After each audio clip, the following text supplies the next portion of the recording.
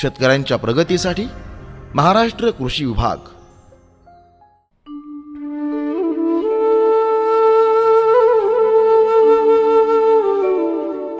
सेंद्रिय शेतीमध्ये वृद्धी करणं हे आत्मा योजनांमधून अपेक्षित असलेले महत्त्वाचे कार्य आहे. यासाठी विविध प्रयत्न कृषी विभागाकडून होत असलेले आपल्याला दिसून येतात. कान्हूर पठारपासून 7 किलोमीटर अंतरावर असलेल्या तिखोल या गावाचे नाव काही वर्षापासून चर्चेत आहे. ते इथं केले जाणाऱ्या सेंद्रिय शेतीमुळे. आत्मा विभागाच्या प्रयत्नातून या गावातील श्री ढोकेश्वर सेंद्रिय शेती गटाच्या मदतीनं तिखोल गावात सेंद्रिय शेतीला सुरुवात झाली. शासनाकडून या गटाला प्राथमिक मदत करून त्यांचे सर्टिफिकेशन करण्यात आले. येथील शेतकऱ्यांनी या प्रयोगामध्ये रुची घेऊन ते यामध्ये एवढे पुढे गेलेत की आता जवळजवळ 100% सेंद्रिय पद्धतीने शेती करणारे शेतकरी देखील आपल्याला या गावामध्ये दिसून येत आहेत. गावरान गाई माझ्या माहितीनुसार हीच सर्वात मोठं सॉइल चार्जर आहे आपलं. हिच्याच शेणापासून वेगळ्या प्रकारचे सेंद्रिय शेतीसाठी औषधं बनवतोय.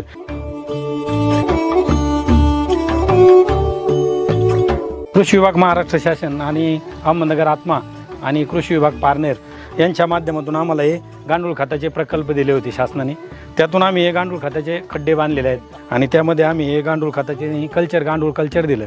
त्यानंतर आम्ही आमच्या हे गावरान गाईचं आणि आपल्याकडे ज्या कोंबड्या आणि शेळ्या आहे यांचं शेण आणि लेंड्या यामध्ये टाकून हे पहा अशा प्रकारचं गांडूळ खत तयार केलेलं आहे. फर्मी वॉश गांडूळ पाण्याचा हा प्रकल्प बनवलेला आहे. यामध्ये आम्ही दररोज 1 लिटर पाणी टाकतो आणि 1 लिटर पाणी टाकल्यानंतर त्यामध्ये एक थेंब पहा इथं दिसतंय.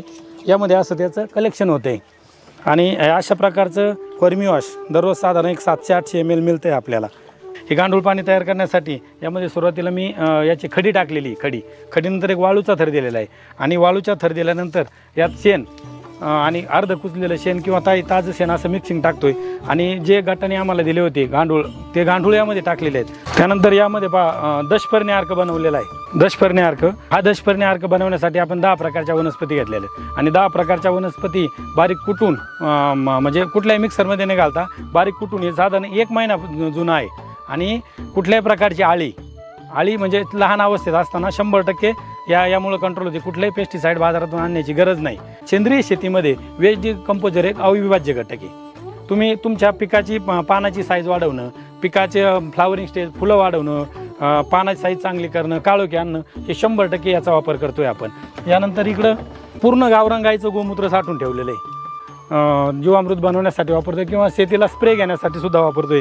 बाजरीच्या पिठापासून एक कीटकनाशक बनवलेलं आहे. हे बाजरीचं पीठ एका मडक्यामध्ये साधारण महिनाभर ठेवलं होतं पुरून उकिरड्यामध्ये आणि त्याचा अतिशय टॉप रिझल्ट आहे. त्याचा पण वेलवर्गीय पिकं लावल्यानंतर त्याच्या व्हायरसचा अटॅक जबरदस्त होतो.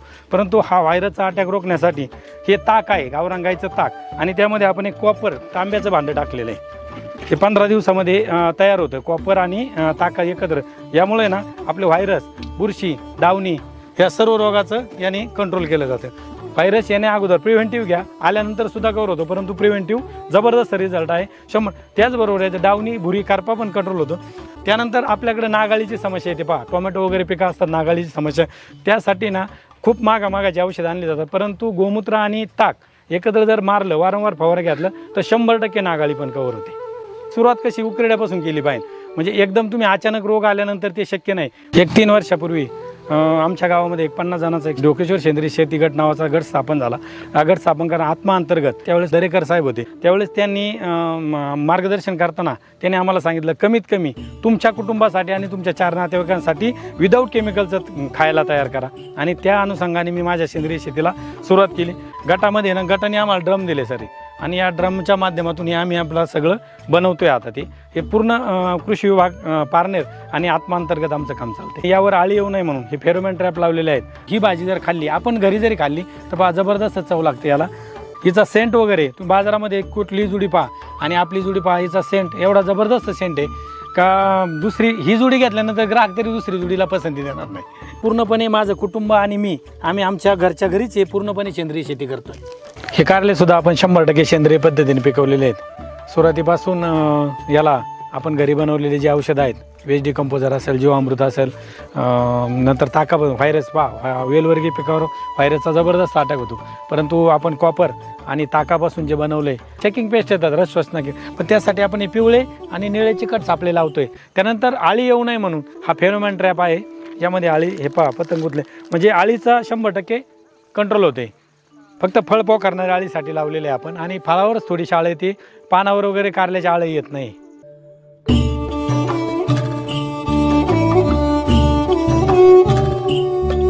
परंपरागत कृषी विकास योजनेअंतर्गत सेंद्रिय शेती योजनेअंतर्गत आपण श्री ढोकेश्वर सेंद्रिय शेती गट 3 वर्षापूर्वी इथं आपण स्थापन केला.